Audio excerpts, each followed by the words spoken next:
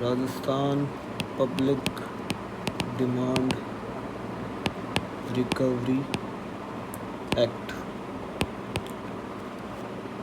आपको पता है गवर्नमेंट जब आपसे पैसा मांगती है तो वो अपना टाइम वेस्ट नहीं करती है, नॉर्मल सिविल कोर्ट में जाके कोर्ट डिक्री ऐसा कुछ नहीं करती है। वो सीधा आपकी प्रॉपर्टी अटैच कर सकती है। वो कैसे करती है वो इस एक्ट के अंदर डिकोड किया गया है। Hello, I am law RSV। यहाँ का सिंपल रूल है, जो मैं पढ़ता हूँ वो मैं पढ़ाता हूँ। Simple. Today we are doing a complete simple law breakdown of the Rajasthan public demand recovery act 1952। Act को एसेंट मिली थी अपने 15 मई 1952 में। Act number 5 1912, 30 section, 6 part. ये तो सिंपल क्वेश्चन, इनमें से कुछ क्वेश्चन बन जाए तो बन जाए तो 3 नंबर हो गए अपने पक्के। अगर रिको का एग्ज़ाम दे रहे हो तो आप रिको JLO का अगर आगे दे रहे हो तो 1 नंबर का एक क्वेश्चन होता ही है। ठीक है, 6 पार्ट है इसके अंदर, 30 सेक्शन है। एसेंट मिली थी इसको 25 जनवरी 1952 को, 15 मई 1952 को इसको एनफोर्समेंट थी। ये डेट मेरे को पक्की नहीं है, अगर किसी को पता है तो कमेंट सेक्शन में लिख दीजिएगा। Rajasthan public demand recovery act 1952, act number 5 of 1952। ठीक है, an act to consolidate and amend the law relating to the recovery of public demands in the state of Rajasthan, whereas it is expedient to consolidate and amend the law। ये part 1 के अंदर अपने आता है preliminary के act का नाम क्या था, होल राजस्थान में ही रहता है, एनफोर्समेंट में कब आया था, ये 15 जून 1952 को एनफोर्समेंट में आया था। सेक्शन 2 के अंदर डेफिनेशन रहता है। सर्टिफिकेट क्या होता है, certificate filed under this act. Certificate he issue होता है इसके अंदर जब सरकार को पैसा लेना होता है। डिफ़ॉल्टर क्या होता है, a person named in the certificate to be the person from whom any public demand is due, वो हो गया डिफ़ॉल्टर। ठीक है, ये 6 के अंदर आ गया public undertaking, means government company which is not less than 50% of the paid up share capital, मतलब 50% से ज़्यादा पब्लिक का शेयर है तो वो पब्लिक अंडरटेकिंग हो गई है, जैसे बैंक्स वगैरह जो भी होते हैं। Part 2, filing service and effect of certificates, hearing of objections dude. Section 3 के अंदर आ गया रिक्विजिशन फॉर रिकवरी, जो भी रिकवरी के लिए रिक्विजिशन होगी वो साइंड होनी चाहिए, वेरीफाइड होनी चाहिए प्रेस्क्राइब्ड मैनर में। सेक्शन 4 के अंदर आता है फाइलिंग ऑफ सर्टिफिकेट, कौन करेगा फाइल और किसके द्वारा की जाएगी, कलेक्टर। ठीक है, may sign a certificate to that effect and prescribed from specifying the amount of the demand which is due, name of the defaulter and such other particulars as may be necessary for his identification and shall cause the certificate to be filed। ये हो गया transmission of certificate. इसके जो MCQ लगाएंगे आप सारे question इसके clear हो जाएंगे। ये तो मैं आपको ब्रीफ ओवरव्यू दे रहा हूँ। सेक्शन 7 के अंदर आ गया effect of service of notice. Notice मिलेगा तो क्या आएगा, प्राइवेट ट्रांसफ़र, डिलीवर वगैरह वगैरह। Petition denying liability, the defaulter में within 30 days from the service of the notice under 6 or where the notice has been duly served, within 30 days from the execution of any process for enforcing the certificate, the present to the collector issuing a petition in prescribed form signed denying his liability in the whole in part। तो ये 30 दिन के अंदर अंदर कर सकता है, 30 दिन के बाद में ये नहीं कर सकता। वो किसको देगा, कलेक्टर को देगा। पार्ट 3 आ गया एग्जीक्यूशन ऑफ सर्टिफिकेट, हु में एग्जीक्यूट सर्टिफिकेट कलेक्टर करेगा। ठीक है, इसकी जो कॉपी होती है असिस्टेंट कलेक्टर या तहसीलदार या उससे सबऑर्डिनेट जो भी है उनको दे सकते हैं। ये भी 30 days के अंदर अंदर हो जाना चाहिए। सर्टिफिकेट में भी executed, no step in execution certificate taken until the 30 days। 30 दिन तक उसको मिला है, जब तक कोई स्टेप नहीं लेना, कोई अटैचमेंट नहीं करना, कुछ नहीं करना। Part 4 supplementary provisions. इंटरेस्ट कितना होता है, जब ये एक्ट लगा था उससे पहले इंटरेस्ट होता था रेट ऑफ 6.25%, इसके लगने के बाद में 13% पर एनम। ठीक है, ये हो गया section 17 person under disability, minor और अनसम्मेंट के जो बंदे होते हैं वो डिसेबिलिटी के अंदर आ जाते हैं। पार्ट 5 है appeal, revision and review. Appeal order made by collector under section 8 और 19A। रेवेन्यू एपेलेट अथॉरिटी को जाएगी अपील। इसके अंदर जो भी अपील होगी ऑर्डर जो कलेक्टर का है उस पर होगी और किसको करेंगे, रेवेन्यू एपेलेट अथॉरिटी को करेंगे। ठीक है। Subject to the provision contain in section 5 Indian limitation act, every such appeal shall be presented within 30 days। No appeal shall lie from any order of the revenue appellate authority. Revenue appellate authority ने जो order दे दिया उसके में कोई appeal नहीं कर सकता। Section 23B revision, the board of revenue shall have power to revise any order made under this act by officer subordinate to the board। Review section 23 के सी में है रिव्यू। ठीक है। बोर्ड ऑफ रेवेन्यू के order जो भी पास होएगा ऐसा ऐसा। पार्ट 6 आ गया miscellaneous, officer to have the power of civil court for certain purposes, collector, assistant collector, tehsildar, इनके पास होएगा power of government to make rules, state government have power to make rules, signature verification, service of notices, signing and verification of petitions। Article के section 30 हो गया अपने saving of the other laws. ये हो गया अपना कंप्लीट ओवरव्यू डायरेक्ट का। अब अपन कर लेते हैं कुछ 40-45 MCQ। Under the Rajasthan public Under the Rajasthan Public Demand Recovery Act 1952, what is the primary consequence when a certificate is duly filed under Section 4? It acquires the force and effect of a decree of a civil court. Which of the following is not characterized as public demand under the general provision of the Act?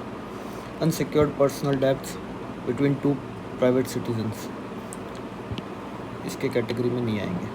Arrear of land revenue payable to state, ये public demand है। Money payable to local authority under statute, public demand है। Money expressly declared by any law to be recoverable as an arrear to land revenue, ये public demand है। Upon the filing of a certificate notice to the defaulter is issued, what is the standard statutory period typically allowed for the defaulter to file a petition denying liability, 30 दिन के अंदर। Who holds the primary authority to hear and determine a petition denying liability filed by a defaulter under this Act? The certificate officer. Which of the following methods of recovery is explicitly sanctioned under the provision of the Public Demand Recovery Act? Attachment and sale of movable and immovable property. Regarding the jurisdiction of civil courts, in matters concerning this Act, which statement is most accurate? The jurisdiction of civil courts is generally barred except in specific cases such as proven fraud or lack of jurisdiction. When immovable property is sold in execution of a certificate under the Act, what right does the purchaser acquire? The exact right, title and interest that the defaulter possessed at the time of the sale। जो भी defaulter था उसकी जो property वापस किसी को मिली है, तो जब ये डिफ़ॉल्ट हुआ था उससे पहले जो इसके पास राइट्स थे वही जो परचेज़ करेगा ना उसके पास में राइट होंगे। If an original order is passed by certificate officer who is not the collector, to whom does the first appeal generally lie? Collector।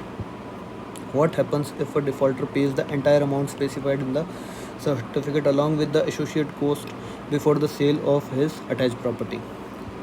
The attachment is immediately cancelled and property is released। पैसे देते ही attachment cancel हो जाएगा, property release हो जाएगी। The primary legislative objective behind the enactment of Rajasthan Public Demand Recovery Act is to establish a mechanism for speedy summary recovery public dues। ये आपके 10 हो गए MCQ। इसकी PDF चाहिए तो आप हमारे टेलीग्राम चैनल से ले सकते हो। लॉ RSV डिस्क्रिप्शन में लिंक मिल जाएगी। 35 क्वेश्चन नोट कर लेते हैं Rajasthan public demand recovery act 1952 के। A public demand under this act includes any arrear money mentioned in which schedule? First schedule के अंदर जो भी एरियर और मनी मेंशन है ना पब्लिक डिमांड का वो फर्स्ट शेड्यूल के अंदर मेंशन है. Under section 2 who is primary defined at certificate officer. The collector और any officer appointed by state government is defined as certificate officer. What is the legal status of certificate filed under section 6 of this act? It has the force and effect of a decree of a civil court. Section 6 में जो certificate issue हुआ है उसका legal status क्या है? वो जो decree issue होती है सिविल कोर्ट में उसके बराबर है. When a requisition of recovery of public demand is sent to the certificate officer, section 4, what mandatory requirement must the requisition meet? It must be signed and verified by the requisition authority. Once the certificate officer files the certificate in his office, what must be served upon the defaulter under section 8? A copy of certificate and prescribed notice, 30 days. Under section 9, what is the immediate legal effect of the service of notice, section 8, on the defaulter? Any private transfer, delivery of the defaulter immovable property becomes void against any claim enforceable under the certificate. If a defaulter wants to deny his liability for the public demand under section 10, he must file a petition to the certificate officer within how many days? 30 days.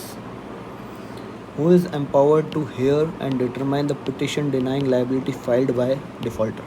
The certificate officer who filed the certificate is empowered to hear and determine the petition denying liability of the defaulter. कौन है certificate officer? Collector. While hearing a petition denying liability, the certificate officer exercises the power of which court? Civil court, CPC. At what point the certificate officer legally execute the certificate? Section 13 के अंदर.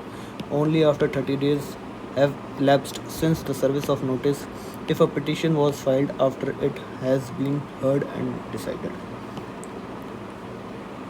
Which of the following is not valid mode of executing a certificate under this act? Confiscation of defaulters voting right, ये valid mode नहीं है. Attachment and sale of defaulter property कर सकते हो आप इसके अंदर. अरेस्ट कर सकते हो डिफ़ॉल्टर को एंड डिटेन कर सकते हो सिविल प्रिजन में. Execution by sending the certificate to another certificate officer. अब ये 3 से कर सकते हो, उसको वोटिंग राइट नहीं दे सकते आप. Under the act which category of person is specially exempted from the arrest and detention in execution of certificate? A women, minor, a person of unsound mind.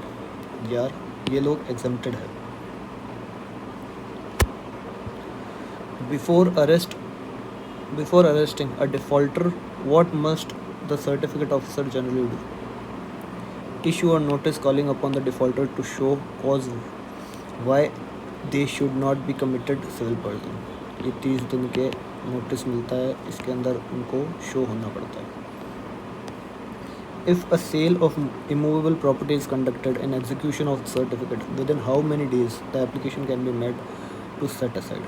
30 days. On what specific grounds can a sale in execution of certificate be set aside? If a material irregularity or mistake in publishing or conducting the sale cause substantially injury. Section 20 deals with the bar to civil suits generally. Can a civil suit be maintained to cancel or modify certificate? No. No suit shall be entertained unless a petition denying liability section 10 के अंदर the first filed and determined. If a defaulter exhausts their remedies under the act and wishes to file civil suit to cancel the certificate on the ground that no public demand was due, what is the limitation period of this? 6 महीने के अंदर 6 months from the date of determination of the petition. 6 months. If a certificate officer cancels a certificate on the ground that no demand was due, can they award cost to the defaulter? Only if the collector approves. Collector approve होएगा जब ही कर सकते हैं. Under section 23, if an original order is passed by assistant collector, subdivisional officer, SDO, और certificate officer, to whom does the appeal lie, collector. इनका सबको ये सब सबॉर्डिनेट हो गया ना कलेक्टर के। Question 20, if an original order is passed by the collector acting as a certificate officer, to whom the first appeal lie, revenue appellate authority. बाकियों के अंदर था अपने first appellate authority, second appellate authority. Public demand recovery act के अंदर आ गई revenue appellate authority. ये क्वेश्चन कंफ्यूज कर सकता है। What is the prescribe time limit period for filing an appeal under section 23 against the certificate officer? 30 days। Section 23 के अंदर है certificate officer. Which authority holds the power of revision calling for records to satisfy itself as to legality of proceedings under the Public Demand Recovery Act? Board of Revenue. Which act provision regarding computation of limitation period applies to appeal and revision under this act? The Limitation Act 1963. PDR, Public Recovery Act. Can a certificate officer execute a certificate outside their own territorial jurisdiction? No. They must send a copy to certificate officer on whose jurisdiction property। इसके अंदर आया, इसकी territory इतनी है, ये यहाँ का था, तो इसको ये भेजेगा और बाकी की कार्रवाई ये बंदा करेगा, दूसरा वाला certificate officer. What happens if the defaulter dies before the certificate has been executed? Legal representative. The certificate officer may proceed to execute the certificate against the legal representative of the deceased. और legal representative कितने पैसा देने तक ही बाधित है, जितना उसको हक मिला है। To what extent is a legal representative liable if certificate is executed against them after the original defaulter death? They are liable only to the extent of the property of the deceased which has come into their hands and has not been duly disposed of. When a certificate is fully satisfied, paid off, what action must the certificate officer take regarding any attached property? The attachment shall be done to be withdrawn and property released. Are arrears of rent payable to local authority or municipal board considered a public demand? Yes. Specified in Schedule 1 के अंदर था। What happens if a person maliciously and fraudulently causes a requisition to be filed for demand what they know is not due? They can be sued in a civil court for damages. Does the pendency of an appeal automatically operate as a stay of execution of the certificate? No. An appeal does not automatically stay execution unless the appellate authority expressly order a stay. Appellate authority stay order करेगा जब ही होगी। Can a certificate officer compel the attendance of witness and the production of document during hearing? कर सकता है। Using powers of civil court, certificate officer कर सकता है। If a defaulter pays the amount mentioned in the certificate officer before the sale of his property takes place, what happens to the sale? The sale must be stopped immediately. Which schedule contains the specific forms like notice, certificate, warrant of arrest to be used under the act? The second schedule. Second schedule में क्या क्या है? Notice, certificate, warrant, arrest. Under what condition can a civil court entertain a suit to cancel a certificate without the defaulter having first filed a petition under liability? Section 10 में है। The certificate was obtained by fraud. ठीक है। What is the fundamental purpose of the Rajasthan Public Demand Recovery Act 1952? To provide a speedy and summary procedure for the recovery of government and local authority dues without filing regular civil suits. Public Demand Recovery Act 1952 क्यों बना था? इनको speedy और summary procedure किया था जिसके अंदर court का कोई लेना देना नहीं हो और जल्दी से जल्दी ये सब कंप्लीट हो सके। अगर आपको इसकी PDF चाहिए तो हमारे टेलीग्राम चैनल पर जाओ और ले लो। इतनी सारी वीडियो मत देखो, आप खुद पढ़ लो। Thank you so much.